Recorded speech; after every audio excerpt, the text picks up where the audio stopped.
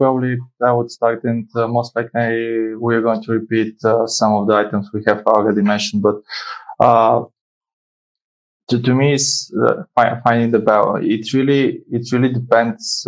In my opinion, it's really personal thing, and you need to make a connection with every single person, because people are different. People have different skill set, and especially with different age, people have different desire and different things that they make them happy, keep them attracted to the job and everything. Because a person in his 18, 20 year, usually I'm speaking for developers, they just want to write code all day, all night, every day. And basically, if you give them too many admin work slash filling reports and everything, because like we in our company we're billing by the hour, so we have to prepare reports, meetings and everything. This is necessary from a business perspective, but I can see how a younger people who just a person who is just joining the team, they just want to write code. And for example, a person who has two kids, probably a mortgage and everything, they most likely are going to prefer to have a, a better work-life balance, more stability, some shares of the company and everything. So it's really probably this is a question that each of us can speak for a day, and probably we're going to not mention all the items. But in my opinion, some of the key factors: keep regular checks with the team. It doesn't have to be only the developers, but you need to make sure your team is actually feeling good and they're in good position, because in that way you might prevent the potential burnout. You might prevent potential some people, some person will start considering switching a job or everything. And if you have regular feedbacks, honest conversations with them, you might prevent this to happen, because keeping the personal touch is very, very important, in my opinion.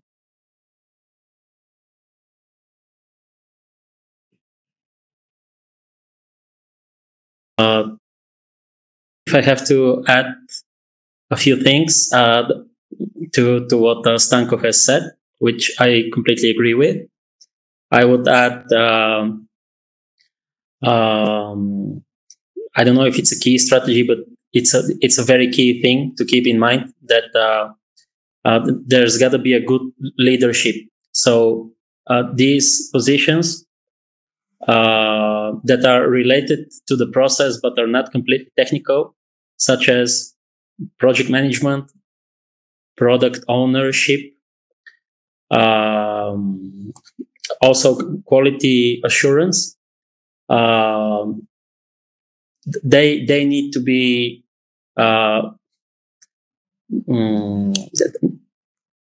you have to have a really talented people on these positions. This will really prevent future unhappiness by the developers. So these key mid-level managerial positions must be very well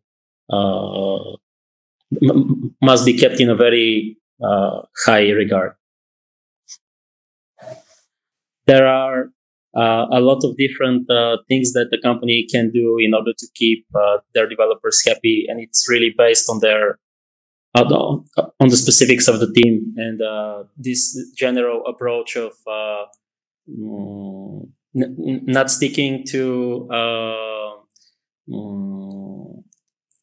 following a certain methodology, for instance, but finding out how it could be specifically implemented in a better way by this particular team, consisting of these particular individuals, might really prevent a lot of struggles and unhappiness inside the team.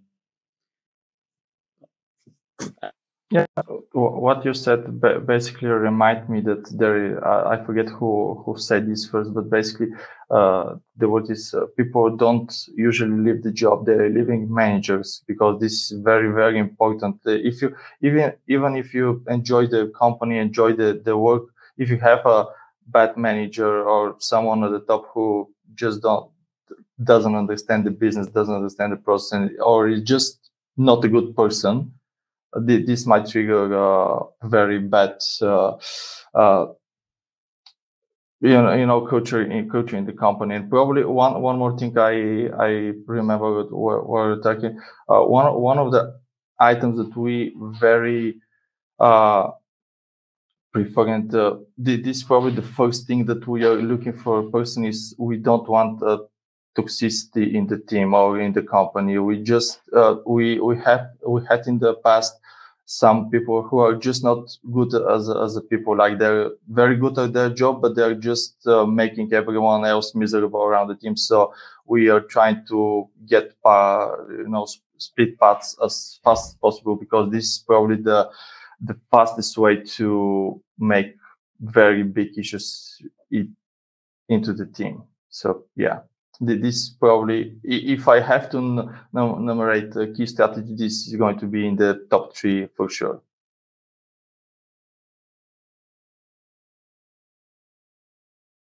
Yes, maybe I can also add that we have received a lot of complaints by really, really top class developers who are in teams where they have to struggle with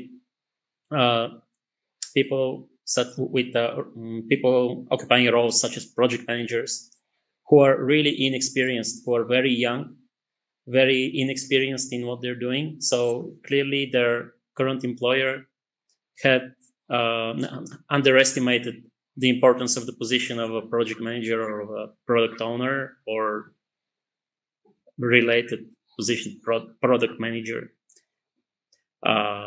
This is a mistake that is easy to avoid, actually. Absolutely, I agree with you, Tobomir. This is a big problem when this position of the project management is underestimated, because so those guys are taking the developers lots of to the meetings, and actually they irritate them, and so the developers doesn't feel happy. And always there should be some guy who is actually taking the information from the client and give it to the developer. And as mentioned in the beginning, this should not be the whole information of the while. So developers, they need such information that is enough to them to do the work, and not the whole information, because they do not have an idea what to do with the whole information. And actually, they forget a lot of things. This is absolutely normal. And after that, they cannot remember what exactly was the problem and what they should do.